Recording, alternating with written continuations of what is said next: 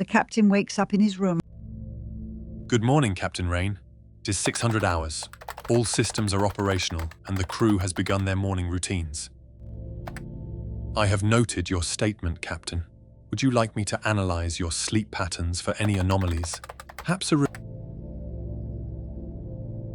Very well, Captain. Breakfast is prepared in the mess hall.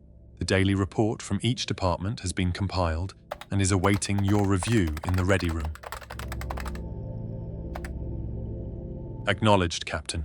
The bridge is secure and ready for your arrival. I will have the daily report displayed on your console upon your entrance. Rain strides through the sterile, humming corridors of the eclipsed dawn, the dull thud of his boots echoing against the cold metal floors.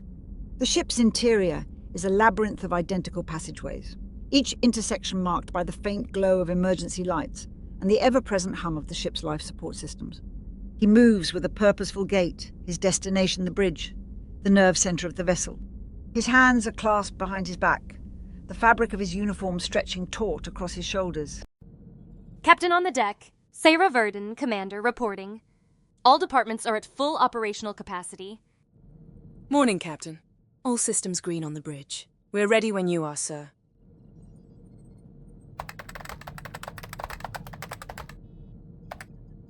Morning, sir. We've got a quiet sector, but quiet doesn't mean unprepared. Nara, run a full diagnostic on our shields.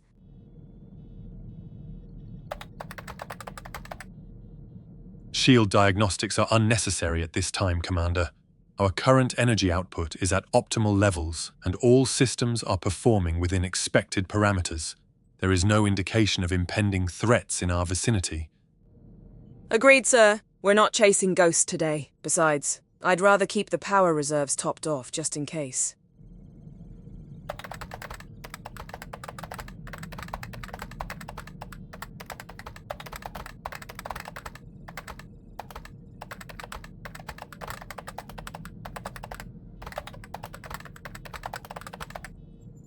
Aye, aye, Captain. Safe travels. We'll keep her steady for you.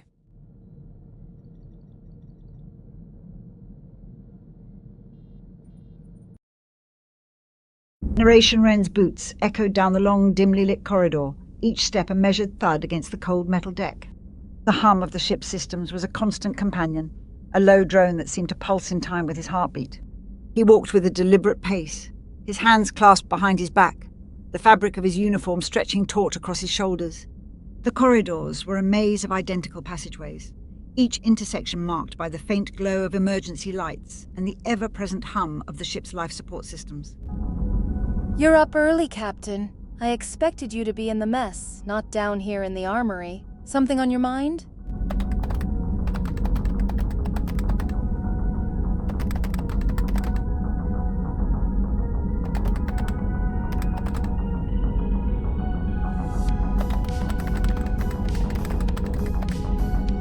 Flattery will get you everywhere, Captain. But if you're here to chat, make it quick. I've got drones to calibrate and blasters to clean.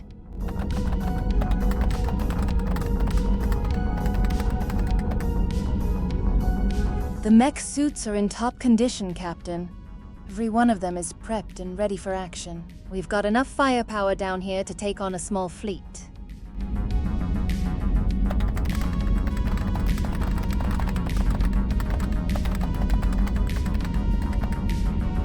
I did, Captain. It's a dark green, almost black. It looks like a shadow out there.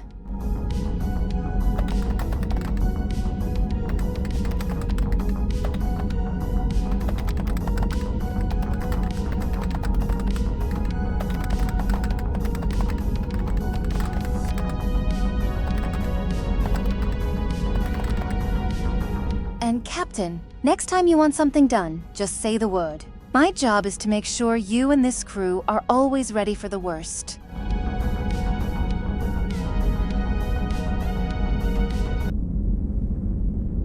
Narration Wren's mind was not on the mundane tasks of ship maintenance or the routine reports that filled his daily briefings.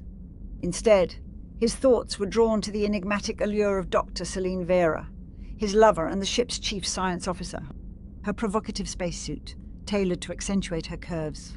was a familiar sight on the bridge, but it was her intellect and the tantalizing promise of her company that truly captivated him. Rain had a penchant for the unexpected, and Celine's lab was a place of endless possibilities, both scientific and sensual. Well, well, well. Look what the cat dragged in. I must say, Captain, you're a sight for sore eyes. Well, isn't this a pleasant surprise? I wasn't expecting you to grace my lab with your presence today. To what do I owe the pleasure, Captain?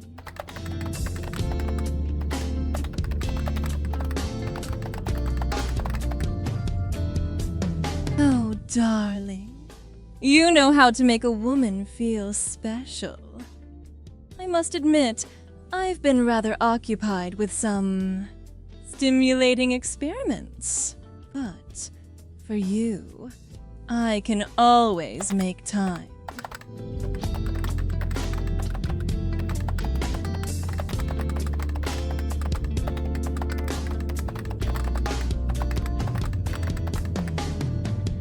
You can't just tease me with your presence and then dash off to the engine room, Captain. I might have to start charging you a toll for these visits.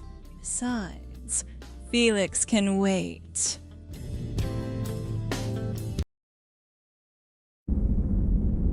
Train's journey took him deeper into the heart of the eclipsed dawn, far from the sterile, orderly corridors of the bridge and the science lab.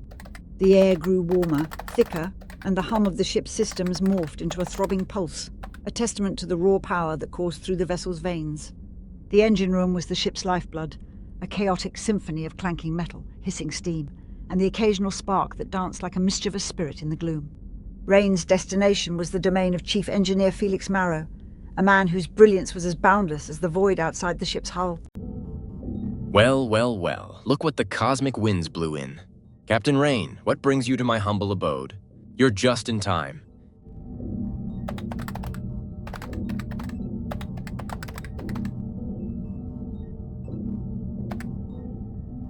I was just about to dive into the drive core's diagnostics.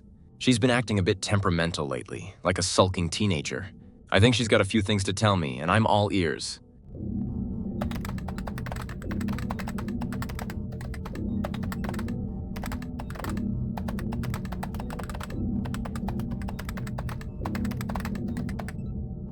The antimatter reaction is purring like a kitten, Captain. We've got a steady stream of energy flowing through the conduits, and the containment fields are holding strong. But you know me, I'm always tinkering, always looking for that extra bit of power.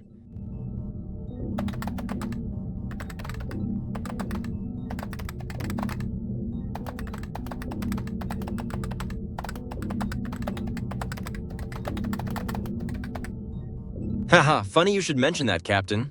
I did have a whiff of something exotic yesterday, but I think it was just Riven's cooking wafting down from the storage bay. That man's a mystery, but his culinary experiments are another story altogether.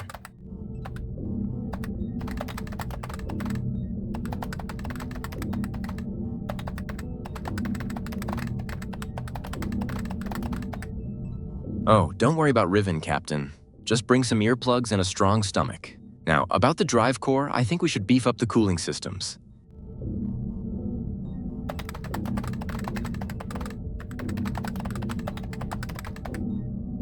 You bet, Captain.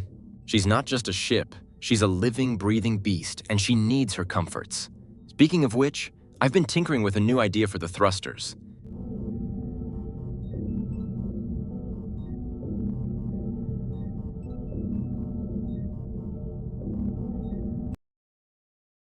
Narration. Corridors seemed to stretch on endlessly as Rain made his way towards the storage room, the heart of the Eclipse Dawn's logistics and supply management. The air grew cooler, the hum of the ship's systems more subdued, replaced by the distant rumble of cargo lifts and the occasional clank of crates being moved. The storage room was the ship's pantry and warehouse rolled into one, a sprawling labyrinth of shelves and containers that housed everything from food rations to spare parts, all meticulously catalogued and maintained. His stride was purposeful, but his mind was elsewhere, grappling with the impending conversation that awaited him. Ah, Captain, to what do I owe the displeasure? I must say, it's not every day the big boss graces my humble domain with his presence. I hope you're not here to audit my inventory.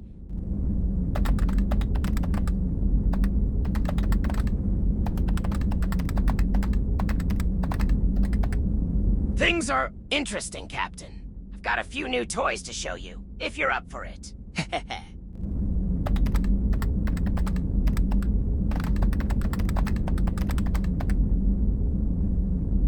Weird. Now, Captain, you wound me. I'm a man of refined taste, not some back-alley huckster peddling junk.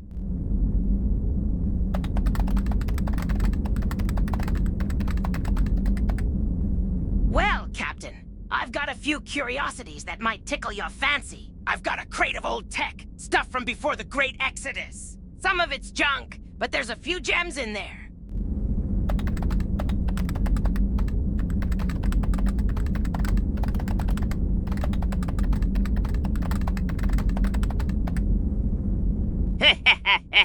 Ah, Captain, you know me, always keeping the ship's secrets safe. I've got a few other things too, if you're interested. Know the bar aboard the Eclipse Dawn. It was a relic from a different era, a time when the ship was a lawless den of vice and debauchery, long before Rain's command had brought order and discipline to its decks. The bar was Rain's secret sanctuary, a place where he could shed the weight of his responsibilities and indulge in the simple pleasures of solitude and introspection.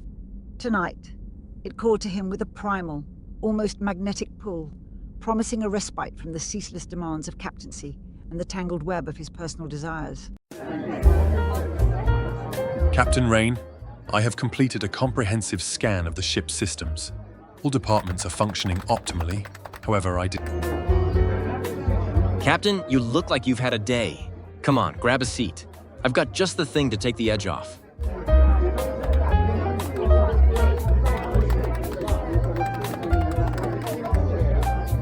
Captain, I understand the need for respite, but I must insist that you are still required to address the logistical reports that have accumulated throughout the day.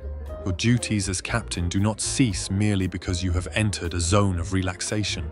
I will compile the essential information and present it to you in a concise manner. I could use a drink. Alcon, tell the bridge I'm off duty. I've got some rage to unwind. I can handle the bridge for a while, Kayla. You earned it. And Alcon, don't bother the captain with reports now. Oh, the captain's in need of a good unwinding, are we? Let me see to that. A mind like yours, Captain, is a complex instrument. Well, isn't this a cozy little gathering? I could use a drink after the day we've had. Alcon, keep the logs for now. A mind like yours, Captain, is a complex instrument. It plays a symphony of duty, desire, and the endless dance of command. Let me help you. Bourbon, neat, and make it a double.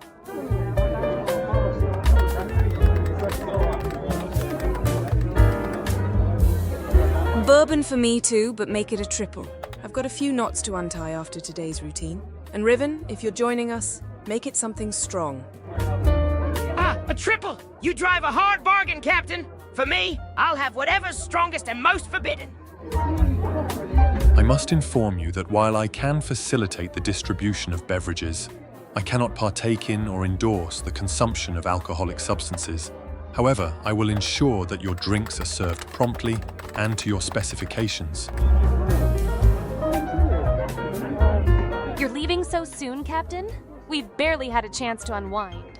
Alcon, keep the bridge covered. Well, shit. Don't leave on our account, Captain. We're just getting started.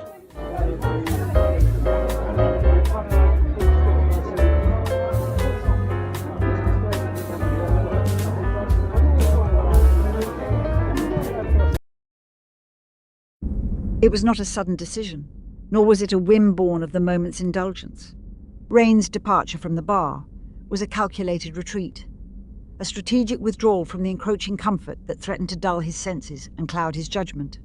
The corridor stretched out before him, a sterile, fluorescent-lit expanse that seemed to stretch on endlessly, a stark contrast to the warm, inviting glow of the bar he had just left behind.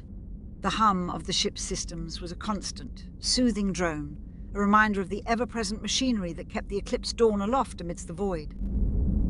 Captain, I have noted your abrupt departure from the gathering. While I understand the need for relaxation, I must remind you that your duties as captain are unending. Have compiled the essential logistical reports and prioritized them based on urgency. Captain, your evasion of duties is noted, but not condoned. Have streamlined the reports to 3 critical areas requiring your immediate attention. First, the life support systems in Section 7 have shown minor fluctuations.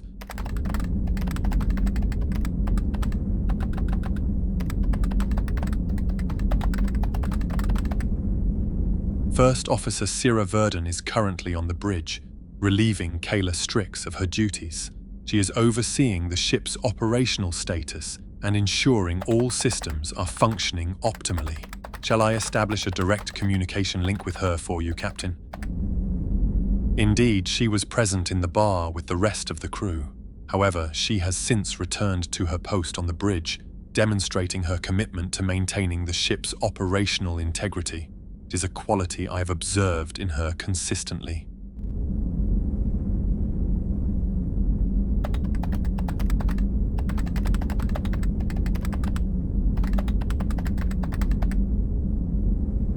Sierra Verdon responds, First Officer Verdon here, Captain. I'm back on the bridge. How can I assist you?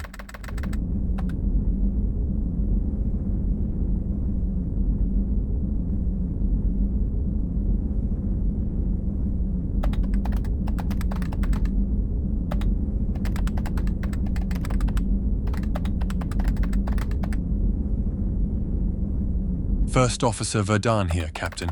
I'm back on the bridge. How can I assist you?